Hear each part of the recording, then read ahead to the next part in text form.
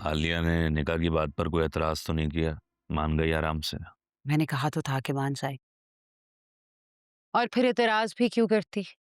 आखिर उसकी बेटी भी तो यही चाहती। हम्म। हम्म।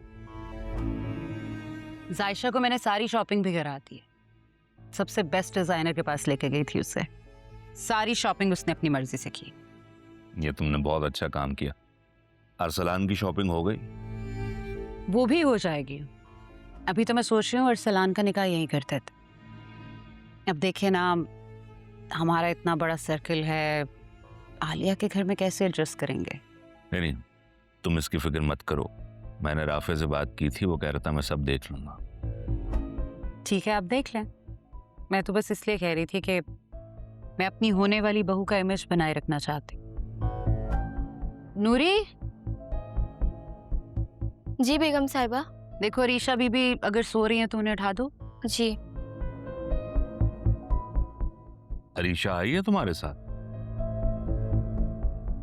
आई नहीं है, जबरदस्ती लाई। आलिया और राफे तो उसे भेज ही नहीं रहे थे। क्या मतलब, क्यों नहीं भेज रहे थे? क्योंकि सास बनकर तो सगी खाला भी बदल जाती है, और आलिया तो फिर उनकी चच्ची है।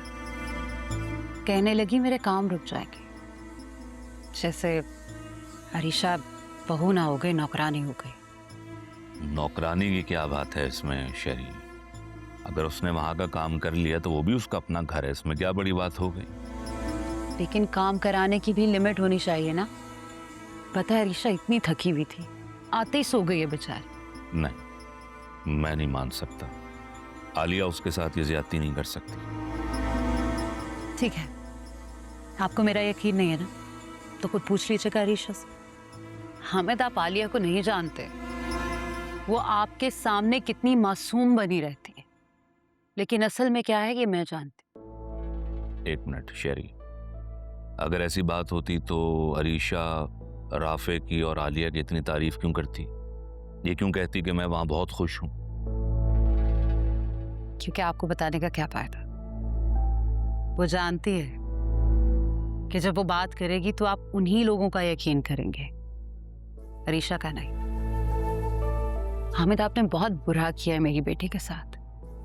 मैंने कितना समझाया था कि अरीशा की वहां पर शादी ना करे, लेकिन आपने मेरी एक नहीं सुनी।